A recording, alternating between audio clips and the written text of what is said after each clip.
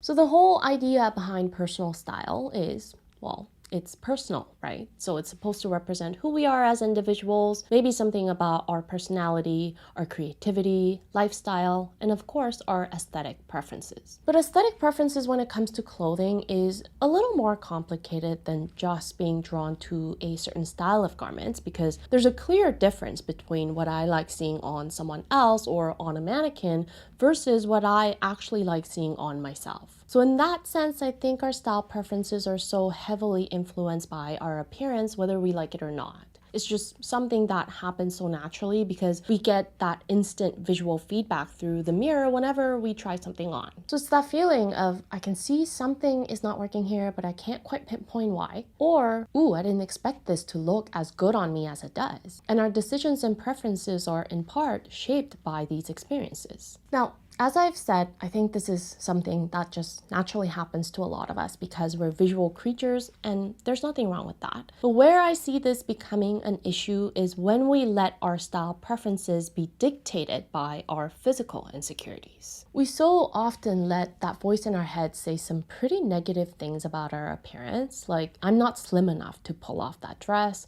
or I'm not tall enough to wear those pants, or I'm too old to try these styles. The list can go on and on if we let it, and social media certainly isn't helping in getting ourselves out of that comparison trap. So today I want to talk about some realistic steps that we can take to dial down the volume of that negative voice in our heads and start feeling more confident about our daily choices when it comes to honing our sense of style. I think the first step we can take, which a lot of you watching this video and my content are already doing, is getting an objective understanding of our own appearance. A lot of us here are interested in topics like color analysis, Kibbe and Kitchener, facial proportions, and we want to learn more about these systems because, like I said, when we try something that's not working for us visually, we can immediately recognize that something is not quite right, even if we can't articulate why. And all these systems help explain those whys, right? If I've always felt like pastel colors look awful on me, learning more about my color season and my best colors can help provide an answer to why those colors have never felt quite right. So these systems provide details about our appearance that we didn't really care to articulate before, and by articulating these physical traits about ourselves, they help us realize that there is no universally better or worse colors or silhouettes or fabrics, because what's better for me is highly individual and catered to my physical traits. So I think learning about the various style systems out there helps us understand that it's not about being better looking or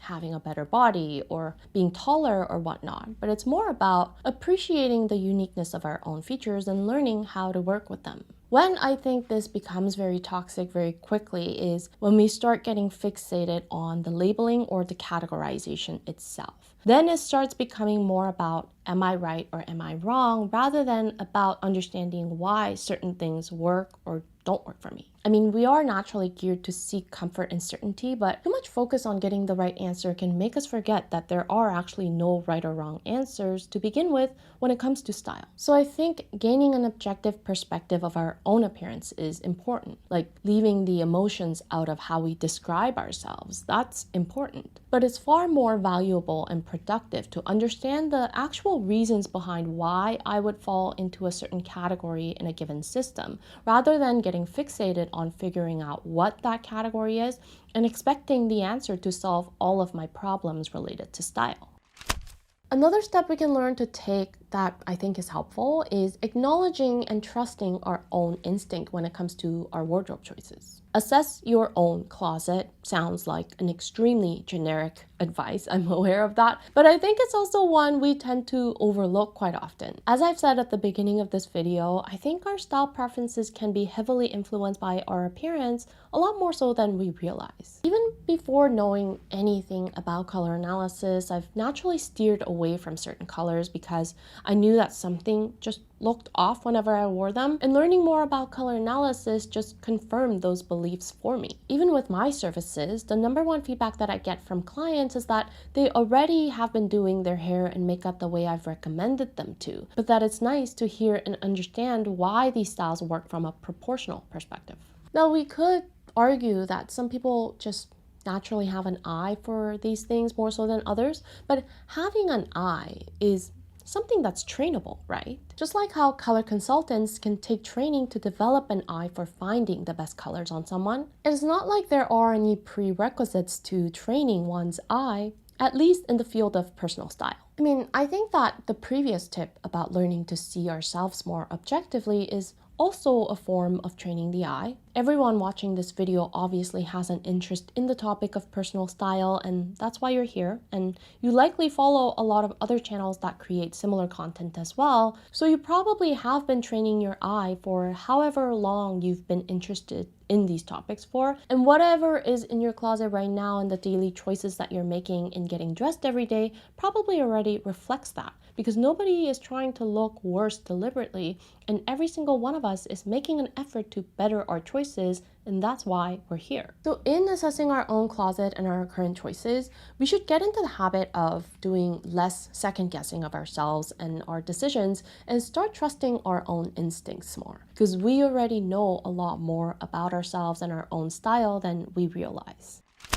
Another step we can take is to use more positive phrases and wording to describe our style preferences. Like I said, oftentimes we catch ourselves saying things like, I'm not skinny enough to wear this, or I'm too broad to wear that, I'm too short for this, I'm too old for that. And I know I said that having an objective understanding of our appearance is important, but a lot of these thoughts we have about ourselves often come with a negative undertone.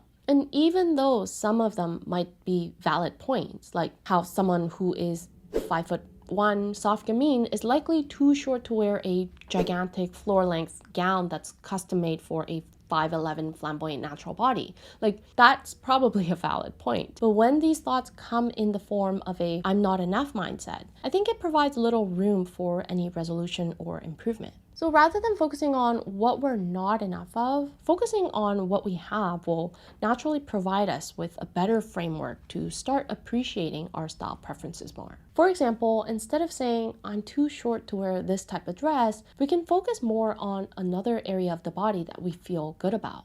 So instead, we can say, I like wearing this because I have great shoulders, or I wear this dress a lot because I have legs for days, and that can help us develop a more positive relationship with our style preferences. Maybe this sounds like a very obvious and generic tip, but I catch myself all the time making self-deprecating jokes about myself and my looks, and that can definitely be a slippery slope for my self-esteem, you know what I mean? There's a fine line between seeing myself in an objective manner versus putting myself down unnecessarily as a coping mechanism. And practicing positive reinforcement about my appearance and thinking about how these pros translate to developing my own unique sense of style has been really helpful for me, not only for self-acceptance, but also in thinking about how I can take my style to the next level. So don't focus on what you want to hide, focus on what you want to showcase instead. And with that said, the last thing I want to talk about is confidence. I was invited to a podcast episode with Gabrielle Aruda a few weeks ago. If you haven't seen the video, I'll link it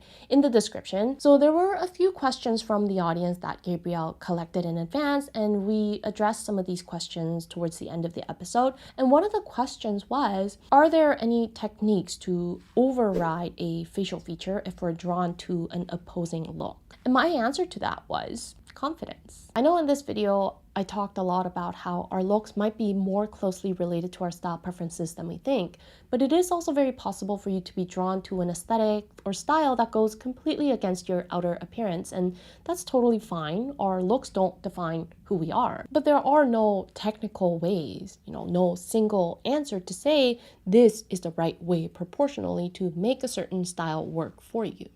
If that's an answer you're looking for, I can't really give you that. All I can say is, if confidence when it comes to style is about knowing yourself both internally and externally, then that's the secret ingredient for you to make a particular look or aesthetic work for you, despite it being an opposing look to your appearance. If you know that this particular look doesn't work for your exterior, but you fully commit yourself with the confidence and say, fuck it, I'm just gonna wear it anyways, I think that attitude is what's gonna make everything work for you, because in the end, I think we're all trying to define and improve our style to feel that next level of self-confidence. A bit of a cheesy, cringy ending perhaps, but I hope you found the tips helpful regardless, and I'll see you in my next video. Until then, stay unique and stay gorgeous.